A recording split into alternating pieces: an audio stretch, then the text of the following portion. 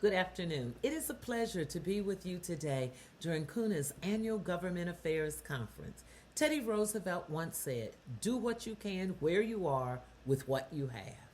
And since the Depression-era establishment of credit unions, they have played an important role in meeting the financial needs of Americans. Not to mention, credit unions help foster a more inclusive America.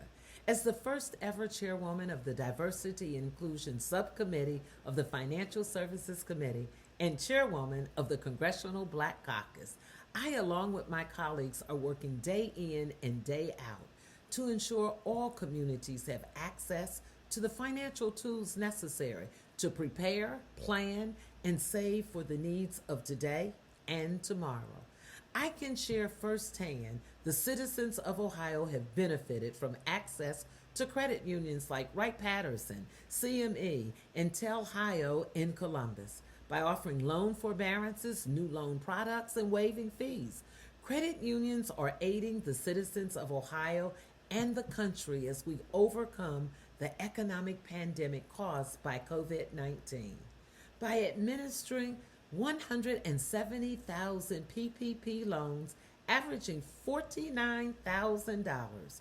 Credit unions empower thousands of small business owners, entrepreneurs, and their employees to sustain and overcome the economic shutdown. I am hopeful that your institutions will continue to bridge the economic gaps that have locked too many Black and brown Americans into generational poverty. Looking to the 117th Congress and Biden administration, achieving full economic inclusion for all communities is integral to the future success of the United States economy.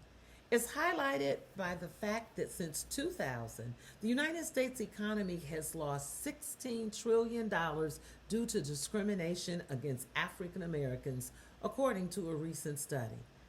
That's just the African American community. I can only imagine the cost, the total cost to our country.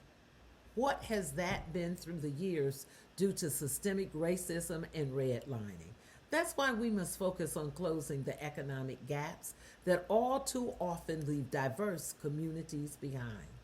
As our country heals from the suffering caused by the COVID-19 pandemic, the pain of social injustice, and the systemic racism, we must ensure that Black and brown consumers have access to low-cost financial tools like mortgage loans that are so crucial to achieving home ownership and moving consumers from poverty to the middle class.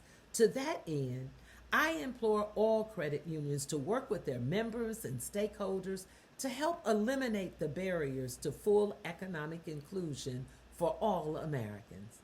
In closing, I commend credit unions for their growing transparency on diversity and inclusion performance, but more work can always be done. Of the more than 5,200 federally insured credit unions in the United States, only 118 submitted voluntary diversity self-assessments to their regulators, the NCUA. I will be working with Chairwoman Maxine Waters and my colleagues to pass legislation mandating greater disclosure and accountability for all firms covered by Section 342 of the Dodd-Frank Act. When financial services firms clearly define their D&I goals, values, and performances for stakeholders, they foster innovation, reduce risk, and create a more inclusive economy.